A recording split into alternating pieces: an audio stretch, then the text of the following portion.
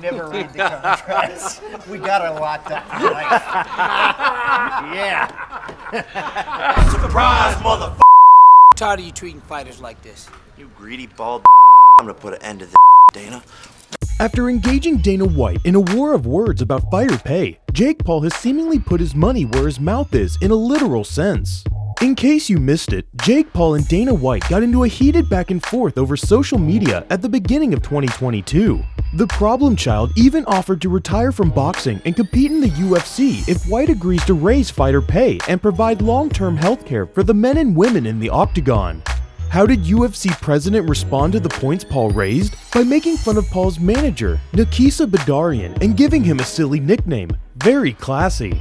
However, Paul's campaign to bring awareness to the issue did not stop there. The YouTube star doubled down on his crusade by announcing he bought shares in Endeavor, the UFC's parent company. But before we hail Paul as a modern-day messiah of MMA or the Robin Hood of combat sports, let's take a closer look at the implications of him owning a piece of the UFC.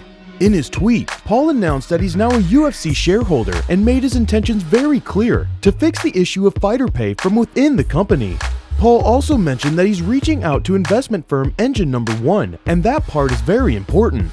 Currently, Endeavor owns the UFC's majority stake with its 50.1% of shares. Meanwhile, the remaining 49.9% are dispersed between Silver Lake Partners, Kohlberg Kravis Roberts, and MSD Capital.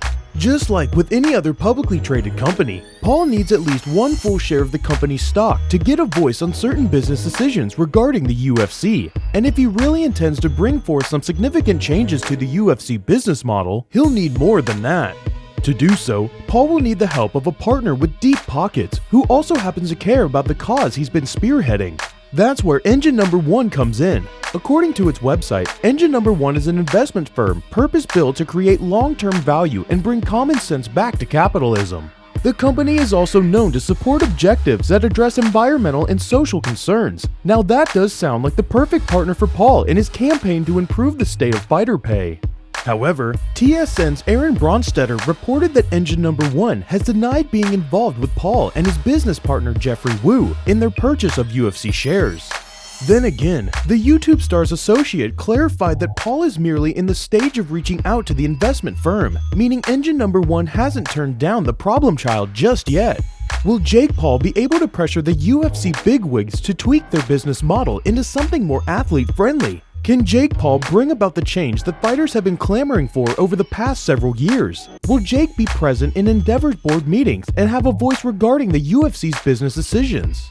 Unfortunately, the answer to every single one of those questions is no. Investing in a publicly traded company is something every single one of us can do. I can do it, you can do it, even your grandma could do it.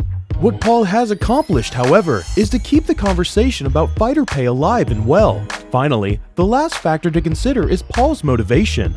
Is he harping on the issue out of the goodness of his heart, or is he just doing it for attention? We can't know for sure.